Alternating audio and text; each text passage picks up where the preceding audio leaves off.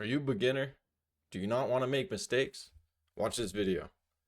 I'm just kidding. But here's some common beginner mistakes in trading that probably the majority of beginners make and cause, frankly, the majority of their downfall, right? Often it's just one of these mistakes that causes the whole house of cards to crumble down, right?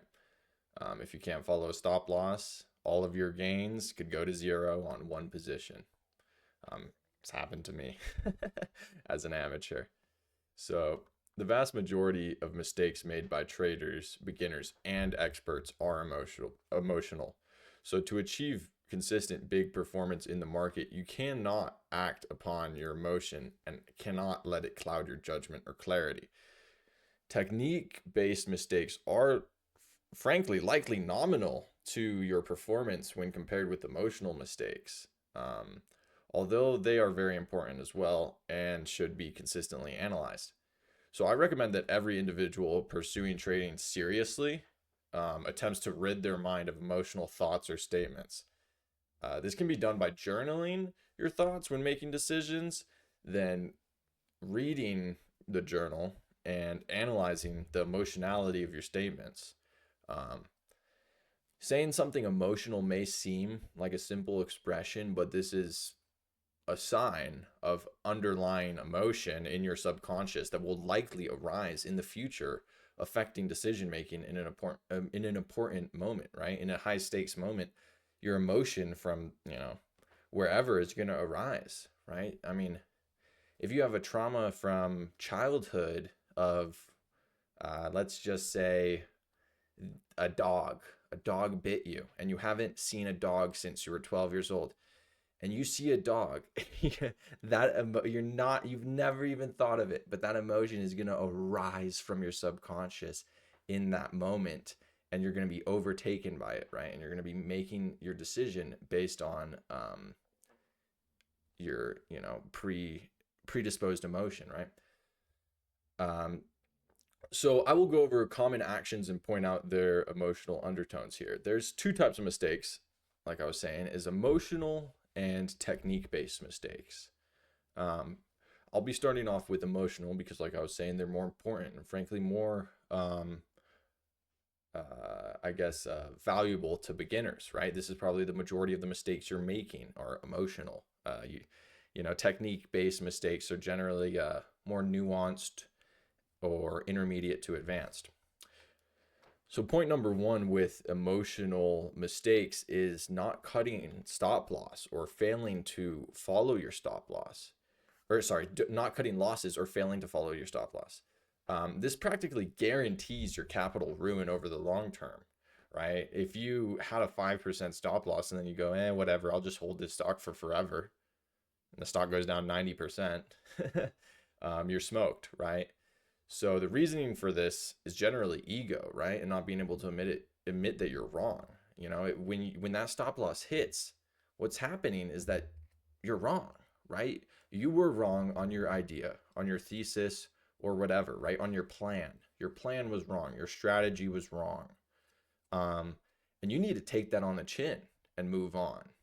And if you don't, it's going to cause your ruin. So point number two is adding to losers. This is a really common logical fallacy based, but based around not being able to admit you are wrong and viewing the move against you as quote unquote an opportunity to buy cheaper. This makes no logical sense, okay? If you buy when the price is quote unquote cheaper, will you buy the entire way from $100 to $50 to $25, then to $10 or $5? When the stock price is $10 or $5, is $50 cheap? Is $25 cheap? This is a really common logical gap for beginners, thinking that the lower the price equals the better, right? But turns out price can keep going down. So that logic very quickly has a hole in it, right? A pretty big hole. So point number three is over trading. This happens when you love action more than money. Um, but it also comes from a few factors, generally undefined rules of market engagement. So not knowing your surroundings, not knowing when you should act, and not knowing when you shouldn't act, quite frankly, is probably the most important one. So emotions at play in this are going to be eagerness, eagerness to act. Maybe you're jumping the gun, confusion from not really knowing if you should trade. So maybe, you're trading like 5 times extra because it's not predefined, or you have a plan and you're not following it. You're undisciplined, right? So, you have a predefined entry point, but instead of taking that entry point, you took it early because you were, you got excited, right? You got eager. Point number 4 is not committing to a strategy. This is another really common hindrance to beginning traders. They assume that they can predict the market if they use another technique or another indicator or a market reading, economic reading, whatever it may be, right? Now, this becomes a problem when this newfound technique stylistically has no similarity to what they were previously learning. So in the end, they become just a novice with many indicators, patterns, day trading techniques, and other nonsense.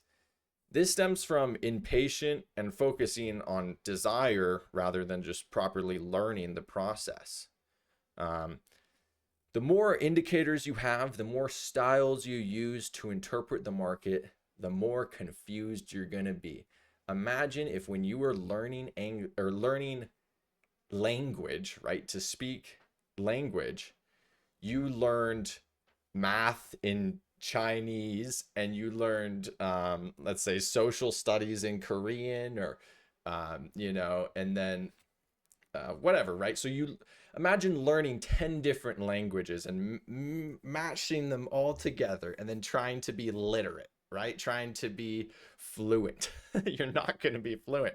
No one's going to understand you. You might be able to say a little bit of stuff to, in 10 different languages, but you're not going to be able to properly express yourself in any of them. So point number 5 is being too focused on reward. This is a common one that most beginners will have entering the market unless you are very naturally risk averse, right? But this can also get thrown out the window as soon as you get euphoric. So if you're entering a trade and the first thing you think about is how much you can make, right? You're thinking, oh, I can make $100 if it reaches this point, or I can make $1,000. You're missing, but you're doing this prior to considering how much money you could lose. You're missing a critical step in the proper trading mindset, right? So what you're going to do is think, oh, I can make $500. Why don't I just double my size? I can make $1,000. Doing this, you're telling your brain you're going to win, which is not how the market works. This is probability, right?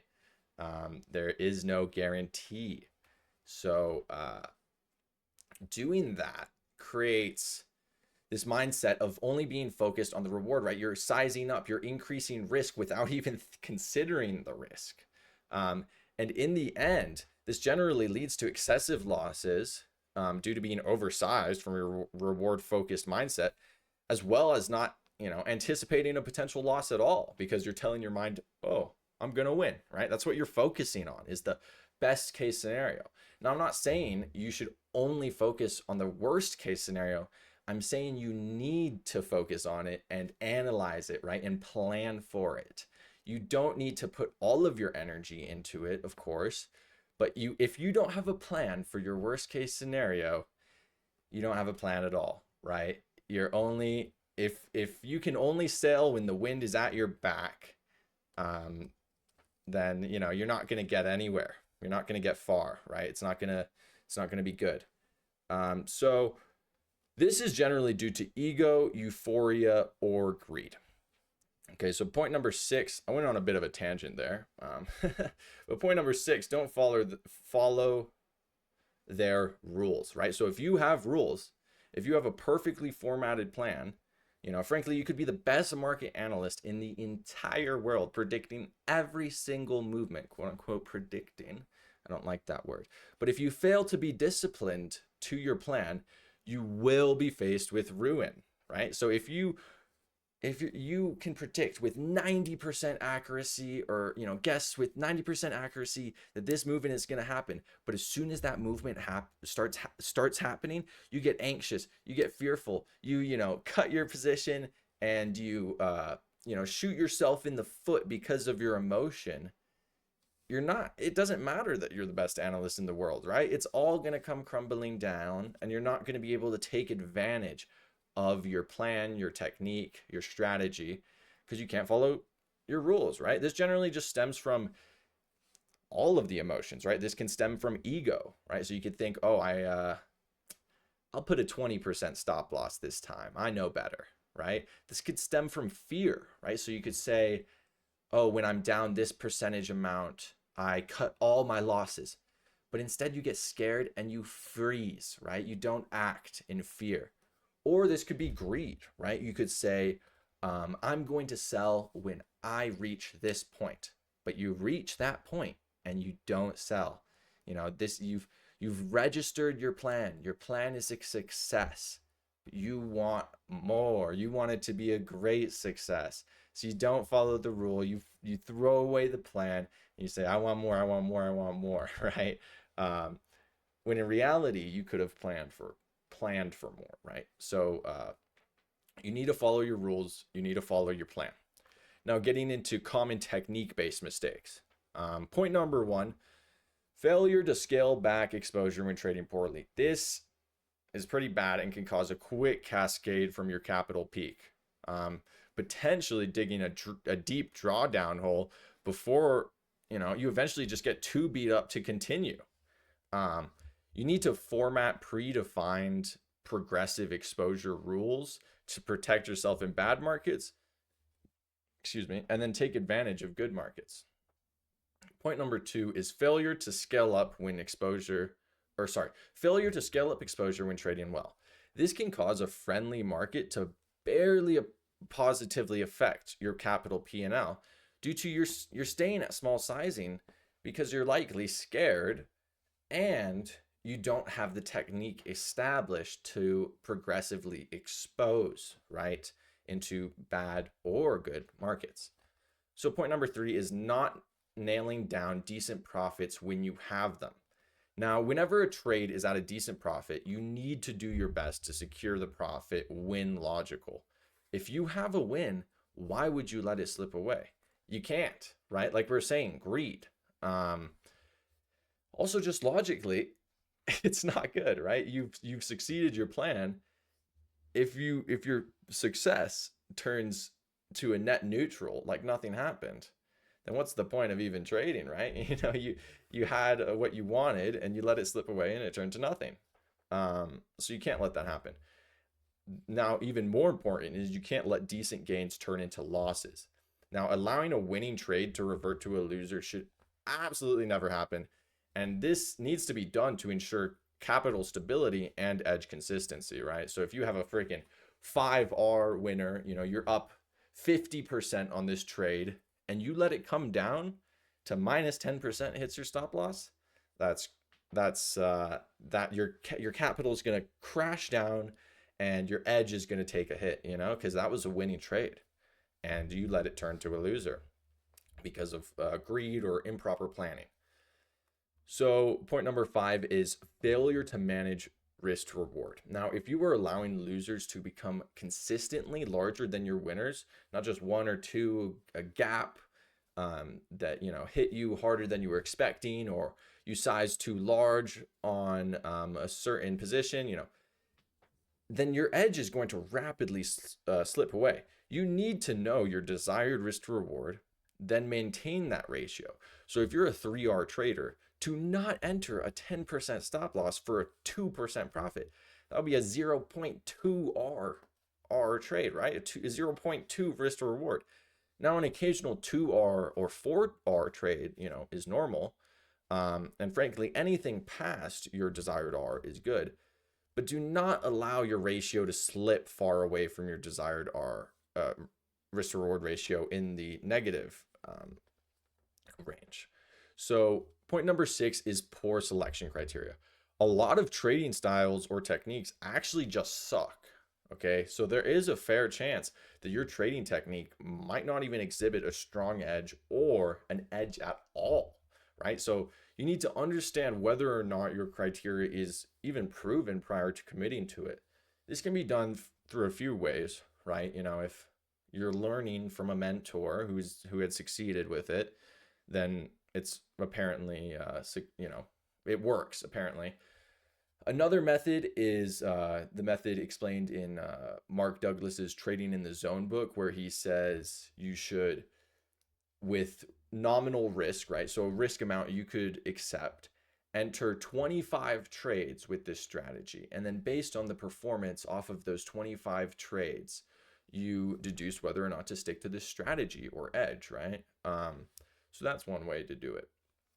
But you need to ensure that your criteria is actually proven and not just some made up baloney, right? Some astrology trading, some freaking weather trading. Oh, there's a cloud outside. I'm going to buy this stock because you can draw lines between anything. So that was episode 9, I believe, of episode 9 of my beginner trading education series, going over common beginner mistakes. Now, all of these, or not all of these, some of these will happen. And it is a matter of nulling them as much as you can, right? Creating plans to not let your emotion get the better of you. I personally have a problem with over trading, or I used to have a problem with adding to losers. Now, I've never had a problem with stop losses. I've always followed my stop loss. So I don't need to create a plan around that.